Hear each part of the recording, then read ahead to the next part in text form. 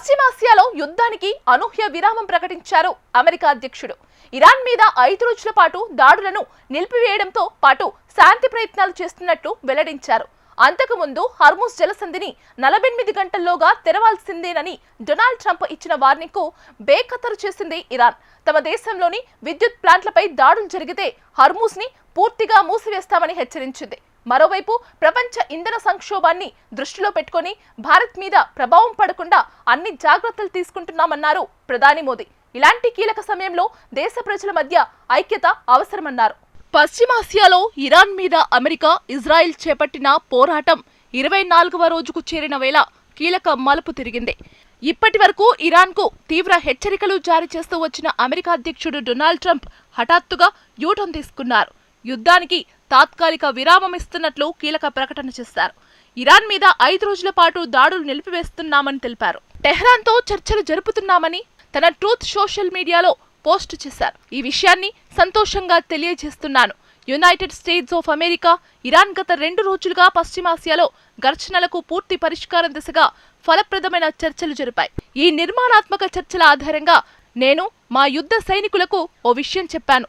Iran విద్యుత్ కేంద్రాలు, energy మౌలిక సదుపాయాలపై జరిగే అన్ని సైనిక దాడులను 5 రోజుల పాటు వాయిదా వేయాలని ఆదేశించాను అని అందులో తెలిపారు. అంతకుముందు చమురు రవాణాకు అత్యంత కీలకమైన హర్ముజ్ జలసంధిని 48 గంటల్లోగా తెరవాల్సిందేనని అమెరికా అధ్యక్షుడు డొనాల్డ్ ట్రంప్ ఇరాన్కు హెచ్చరిక జారీ చేశారు.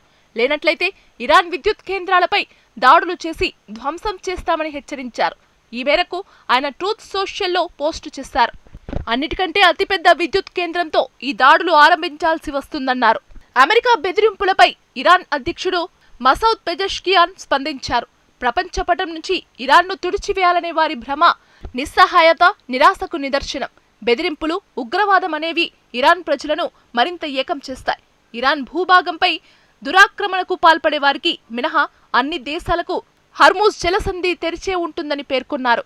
మరోవైపు తమ దేశంలోని విద్యుత్ ప్లాంట్లపై దాడులు జరిగితే వెంటనే హర్ముజ్ జలసంధిని పూర్తిగా మూసివేస్తామని ఇరాన్ హెచ్చరించింది. ఇజ్రాయెల్కు చెందిన ఇంధన, కమ్యూనికేషన్ వ్యవస్థలను తునాతునకలు చేస్తామని తెలిపింది. ప్రపంచ చమురు సరఫరాలో అత్యంత కీలకమైన హర్ముజ్ జలసంధి ఇప్పుడు ఇరాన్ వ్యాపార అవకాశంగా మారింది. మార్చి మొదటి వారం నుండి ఇది దాదాపుగా మూతపడింది. ప్రపంచవ్యాప్తంగా సరఫరా అయ్యే 20% క్రూడ్ ఆయిల్, ఎల్ఎన్జీ ఈ జలమార్గం ద్వారానే వెళ్లాలి. రవాణా నిలిచిపోవడంతో ఇప్పటికే ప్రపంచవ్యాప్తంగా ఇంధన ధరలు ఆకాశాన్నంటాయి. తాజాగా హర్ముజ్ జలసంధి ద్వారా ప్రయాణించాలంటే ఒక్కో రవాణా నౌక నుంచి $2 మిలియన్ వసూలు చేస్తోంది ఇరాన్. యుద్ధం అంటే ఖర్చుతో కూడుకున్న పని. అందుకే హర్ముజ్ గుండా వెళ్లే నౌకల నుంచి ట్రాన్సిట్ ఫీజు వసూలు చేయాలని నిర్ణయించామని ఇరాన్ జాతీయ భద్రతా కమిటీ సభ్యుడు అలద్దీన్ బ్రౌజర్డీ స్పష్టం చేశారు. అయితే తన శత్రు దేశాల నౌకలను మాత్రమే అడ్డుకుంటామని ఇరాన్ చెబుతోంది. ఇప్పటికే భారత్కు చెందిన 2 ఎల్పీజీ నౌకలకు హర్ముజ్ మార్గంలో అనుమతినిచ్చింది.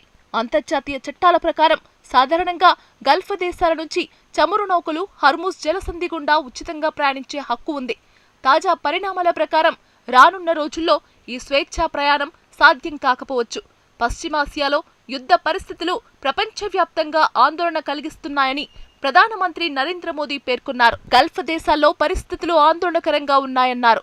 యుద్ధ పరిస్థితులను నిశితంగా గమనిస్తున్నట్లు లోక్సభకు తెలిపారు. పశ్చిమాసియాలో దాదాపు 1 కోటి మంది భారతీయులున్నారు. వాణిజ్య నౌకల్లోనూ అనేక మంది పనిచేస్తున్నారు. వారికి అవసరమైన సాయం అందిస్తున్నారు ప్రధాని. భారత్కు అవసరమైన ముడి చమురు, సహజ వాయువుల్లో అధిక భాగం హర్ముజ్ జలసంధి ద్వారా రవాణా అవుతున్నాయని తెలిపారు.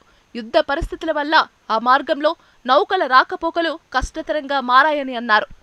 हमारा प्रयास है कि तेल हो, गैस हो, फर्टिलाइजर हो, ऐसे हर जरूरी सामान से जुड़े जहाज भारत तक सुरक्षित पहुंचे. हम अपने सभी वैश्विक सहयोगियों के साथ निरंतर संवाद कर रहे हैं ताकि हमारे मैरीटाइम कॉरिडोर सुरक्षित रहे. ऐसे प्रयासों के कारण बीते दिनों हॉर्मुज स्ट्रेट में फंसे हमारे कई जहाज भारत आए भी हैं. ప్రస్తుతం భారత్ వద్ద 5.3 మిలియన్ మెట్రిక్ టన్నుల కంటే ఎక్కువ నిల్వలు ఉన్నాయని వాటిని 6.5 మిలియన్ మెట్రిక్ టన్నులకు పెంచే దిశగా చర్యలు తీసుకుంటున్నామని ప్రధాని మోదీ వెల్లడించారు. గతంలో 27 దేశాల నుంచి మాత్రమే ఇంధనాన్ని దిగుమతి చేసుకునే భారత్ ఇప్పుడు 41 దేశాల నుంచి దిగుమతులు చేసుకుంటోందని చెప్పారు. ఇది సరఫరా భద్రతను పెంచేందుకు తీసుకున్న ముఖ్యమైన నిర్ణయమని తెలిపారు. ప్రపంచవ్యాప్తంగా ఏర్పడుతున్న క్లిష్ట పరిస్థితులు దీర్ఘకాలిక ప్రభావం చూపే అవకాశముందని ప్రధాని హెచ్చరించారు. కాబట్టి దేశం ఐక్యంగా ఉండి ఈ సవాళ్లను ఎదుర్కోవాలని పిలుపునిచ్చారు. కరోనా సమయంలో చూపిన ఐక్యతను మరోసారి ప్రదర్శించాల్సిన అవసరం ఉందని అన్నారు. स्ट्रेटेजिक पेट्रोलियम रिजर्व है और 65 लाख मैट्रिक टन से अधिक के रिजर्व की व्यवस्था पर देश काम कर रहा है. हमारी तेल कंपनियों के पास जो रिजर्व रहता है वो अलग है. పశ్చిమాసియాలో ఉద్రిక్త పరిస్థితుల వేళ దేశంలో పెట్రోలియం, విద్యుత్, ఎరువుల రంగాల స్థితిగతులపై ప్రధాని నరేంద్ర మోదీ సీనియర్ మంత్రులతో చర్చించారు. గ్యాస్, పెట్రోల్, ఎరువుల సరఫరాలో ఇబ్బందులు రాకుండా చూడాలని, సరఫరాలో అవాంతరాలు తలెత్తకుండా చర్యలు తీసుకోవాలని ఆదేశించారు. వినియోగదారులు, పరిశ్రమల ప్రయోజనాలను కాపాడటానికి అంతర్జాతీయ పరిణామాలను నిరంతరం పరిశీలిస్తోందని ఇప్పటికే ప్రభుత్వ వర్గాలు తెలిపాయి.